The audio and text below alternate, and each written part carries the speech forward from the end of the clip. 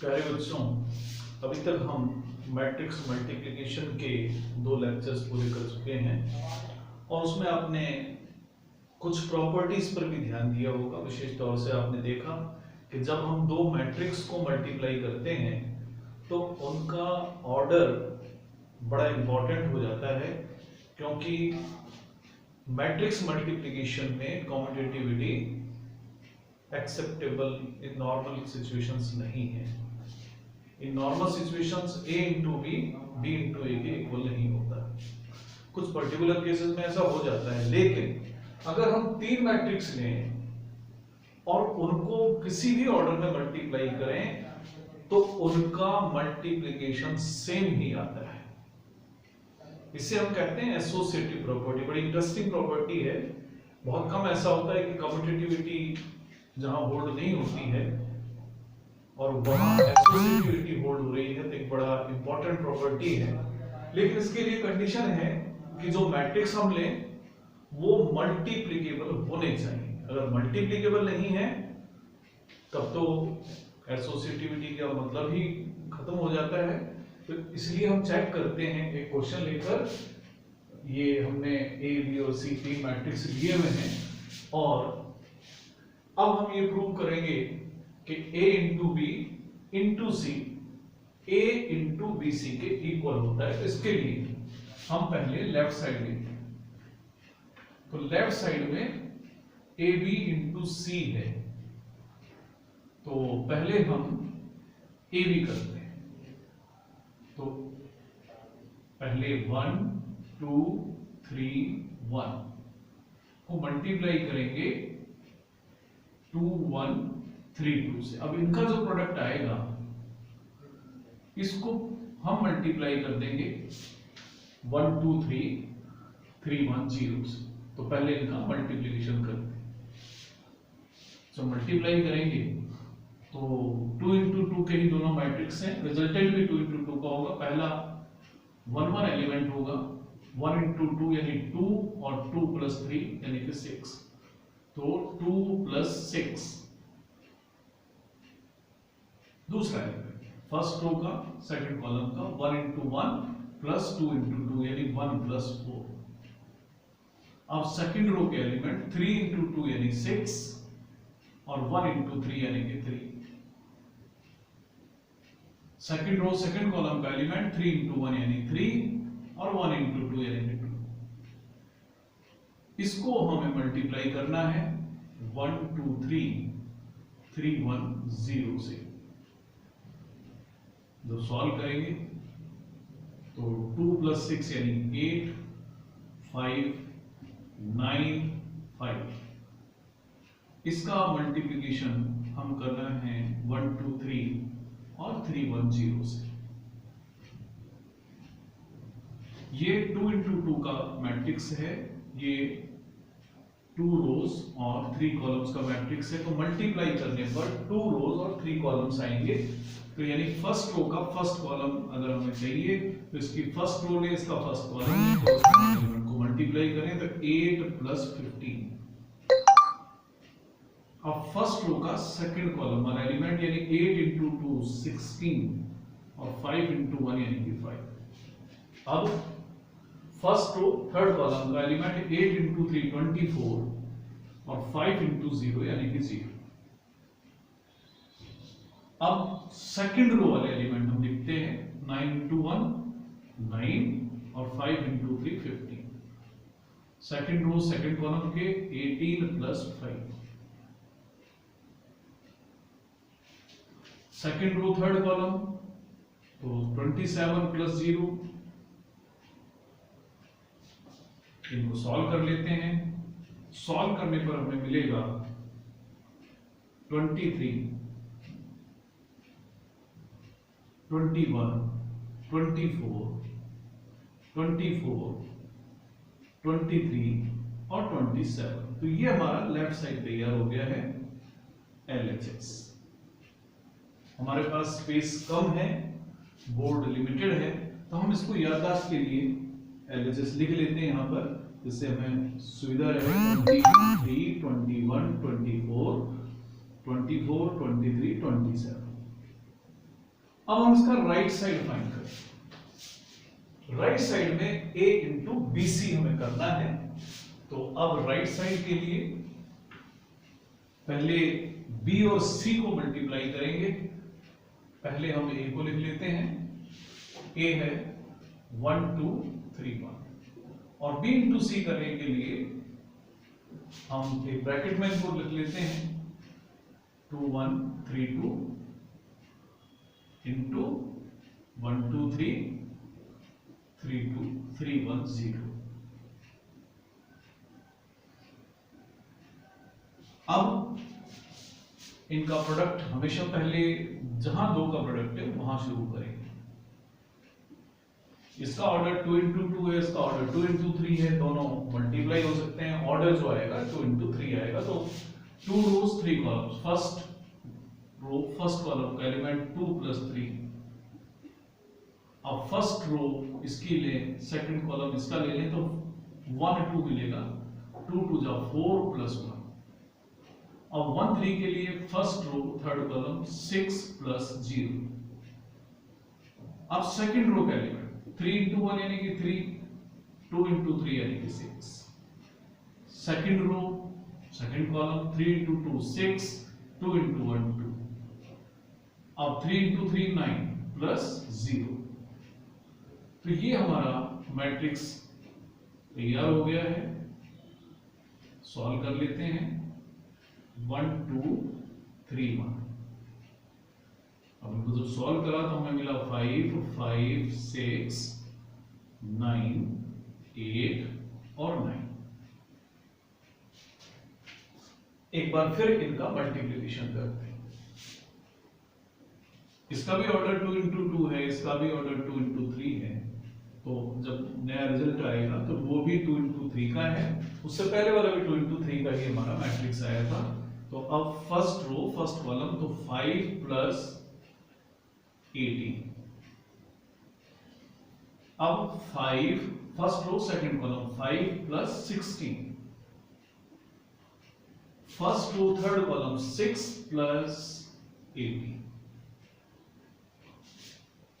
अब second row का element तो इसकी सेकंड रो लें, कॉलम इसके लेंगे 3 इंटू 5 15 प्लस 9 15 प्लस 8 और 18 प्लस 9। जब सॉल्व कर देंगे तो हमें मिलेगा 23 21 24 24 23 और 27। अब आप इसको मैच करें। जो हमने पहले लेफ्ट साइड फाइल की थी वो हमने साइड में लिख ली थी 23 21 24 और 24 23 27, यानी दोनों सेम ही हैं। तो RHS और LHS दोनों सेम हैं। ये कोई पर्टिकुलर एग्जांपल नहीं है। आप जो आपकी इच्छा हो वो एग्जांपल लें A B और C की फॉर्म में। बस ध्यान रखें कि वो मल्टीप्लाई हो जाए। तो आप कोई भी एग्जांपल लेंगे, हर सिचुएशन में A इंटू बी को जब C से मल्टीप्लाई करेंगे तो प्रोडक्ट A इंटू BC के बराबर आएगा। तो हमारा कंक्लूजन है कि मैट्रिक्स मल्टीप्लिकेशन जो होता है वो एसोसिएटिव होता है।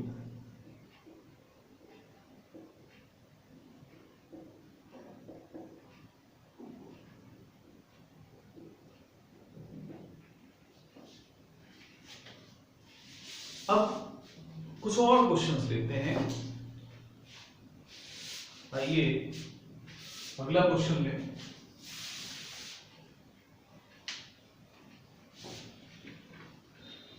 आपको बोर्ड की साइड में भी कुछ क्वेश्चंस यहां लिखे हुए मिल रहे हैं।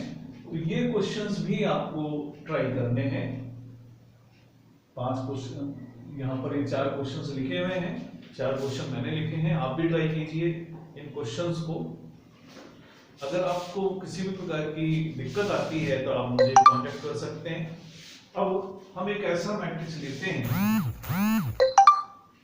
सपोज हम उस मैट्रिक्स का नाम हम x रख रहे हैं और उस x मैट्रिक्स को जब हम मल्टीप्लाई करते हैं 1 2 3 4 5 6 से, तो हमें जो रिजल्ट मिलता है ये नया मैट्रिक्स आता है। नया मैट्रिक्स है -7 -8 -9 2 4 6।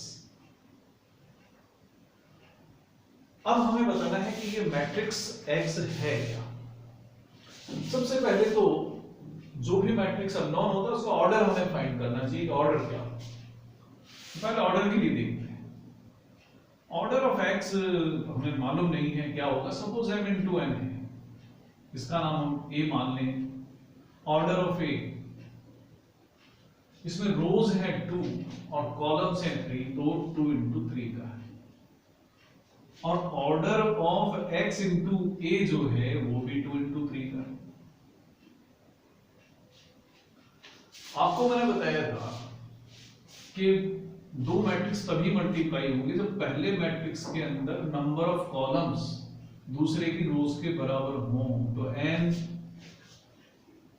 2 होना चाहिए,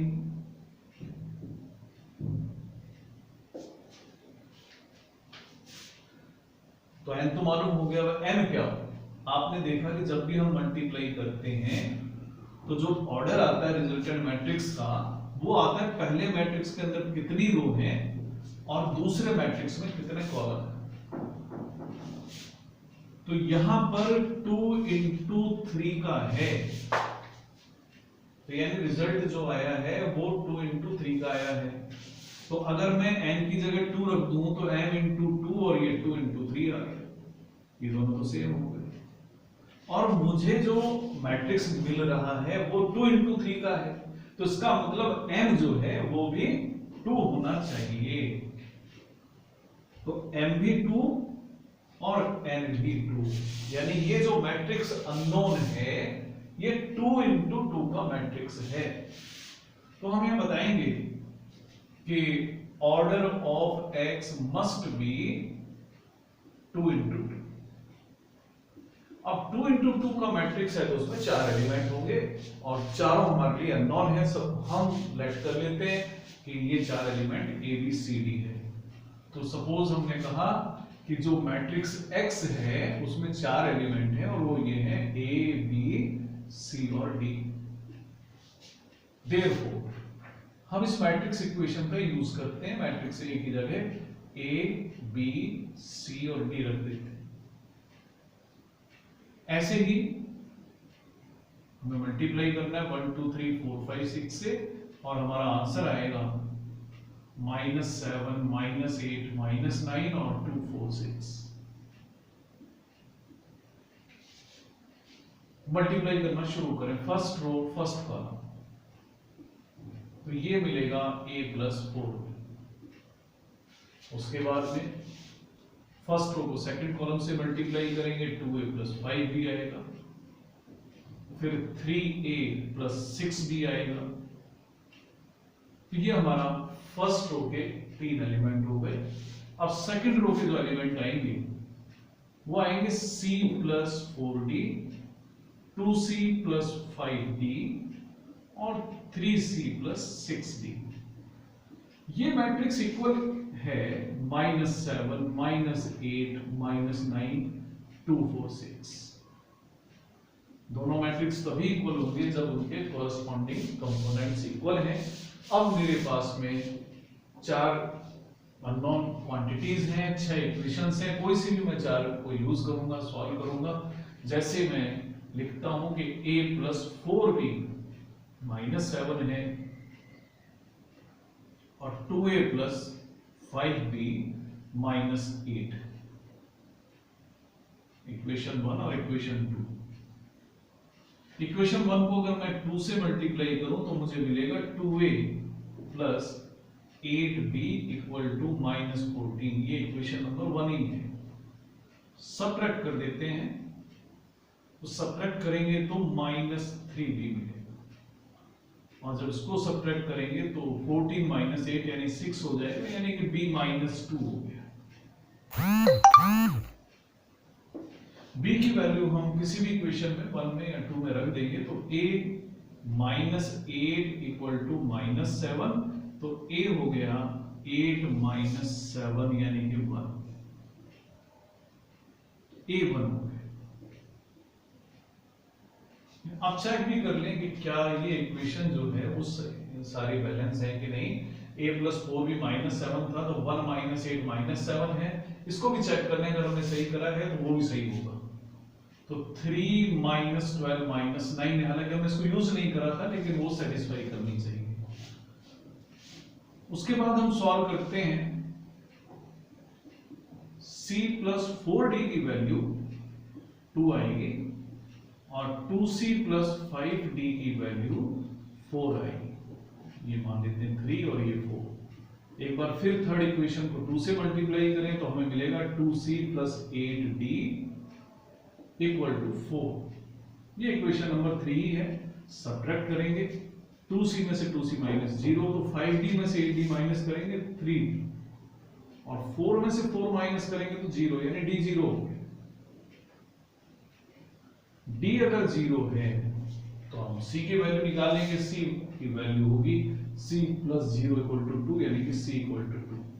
इनको एक बार चेक भी कर लें क्या ये सही है या कोई इसमें कमी है।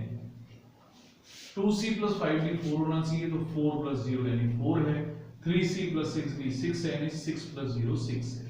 तो हम देख रहे हैं कि हमारे चारों वेरिएबल्स सभी इक्वेशंस को सेटिस्फाई करते हैं। तो इसलिए जो मैट्रिक्स x हमारे लिए अननोन था, अब हम फाइंड कर सकते हैं। मैट्रिक्स x होगा a यानी 1, b यानी कि -2, c यानी कि -2 और d का मतलब 0। तो इस तरह से हम कोई भी अननोन मैट्रिक्स फाइंड कर सकते हैं। तो ये कुछ क्वेश्चंस अभी हमने करे हैं। अगर हमारे पास समय होगा तो एक छोटा सा क्वेश्चन अभी हम और करना चाहेंगे। एक क्वेश्चन और कर रहे हैं हम आज। आपकी जो प्रतिक्रियाएं हैं अभी तक हमें प्राप्त नहीं हुई हैं। आपने होमवर्क हमारा शुरू किया है या नहीं, या कोई प्रॉब्लम्स आपकी आ रही हैं वो आपने अभी तक हमें नहीं बताया है, तो वो जरूर आप शेयर करें किसी भी तरह की दिक्कत आती हो। एक हमें मैट्रिक्स दिया हुआ है 0 0 और 4g और हमें a⁻16 का जो मैट्रिक्स है वो फाइंड करना है। आपको बताया था कि जब भी मैट्रिक्स का स्क्वायर करना होता है तो उस मैट्रिक्स को उसी मैट्रिक्स से मल्टीप्लाई करना होता है। तो 16 पावर के लिए हम पहले 2 पावर फाइंड करेंगे, पहले a² फाइंड करेंगे। तो a² का मतलब होगा 0 0 4 0 को उसी से मल्टीप्लाई करना। अब मल्टीप्लिकेशन क्या आएगा वो हम देखते हैं। तो 0 + 0 यानी कि 0 और 1 2 में ये भी सारे एलिमेंट 0 है तो ये भी 0 है। 2 1 में 4 × 0 0 × 4 दोनों ही केसेस में 0 है। 2 2 में 4 × 0 और 0 × 0 ये भी 0 ही है। तो a² दरअसल 0 मैट्रिक्स ही हो गया। a4 क्या होगा? a4 का मतलब होगा a² × a² और a² × a² का मतलब है 0 0 0 0 को उसी से मल्टीप्लाई कर दें। क्योंकि सारे ही एलिमेंट 0 हैं तो रिजल्ट भी यही आएगा 0 0 0 0। a4 फाइंड कर चुके हैं। a8 का मतलब a4 × a4, क्योंकि दोनों ही मैट्रिक्स 0 0 हैं, इनको जब मल्टीप्लाई करेंगे इनका हर एलिमेंट 0 है, यानी कि 0 मैट्रिक्स है, तो रिजल्ट एक बार फिर 0 मैट्रिक्स ही आएगा। अब बारी आती है a16 की। a16 का मतलब a8 × a8। एक बार फिर हम 0 0 0 0 को उसी मैट्रिक्स से फिर मल्टीप्लाई कर देते हैं। तो क्योंकि सभी एलिमेंट 0 है तो ये भी 0 मैट्रिक्स ही आएगा। तो a की 16 पावर जो होगा दरअसल एक 0 मैट्रिक्स ही होगा। अगर ये क्वेश्चन मल्टीपल चॉइस क्वेश्चन में पूछे, क्योंकि हमें शुरू में ही मालूम हो गया था कि ये रिजल्ट 0 मैट्रिक्स है, तो जितने भी पावर्स होंगी वो सारी 0 मैट्रिक्स ही होंगी। तो ये आज के लिए हमने कुछ क्वेश्चंस करे हैं। आप इन क्वेश्चंस को और आगे बढ़ाएं और प्रैक्टिस करें। कल हम कुछ क्वेश्चन ऐसे लेने की कोशिश करेंगे जो मैथमेटिकल इंडक्शन पर बेस्ड है। उसके अलावा आपको कुछ वर्ड प्रॉब्लम्स भी दी जाएंगी जिन्हें आपको करना है। आज के लिए इतना ही। Thank you.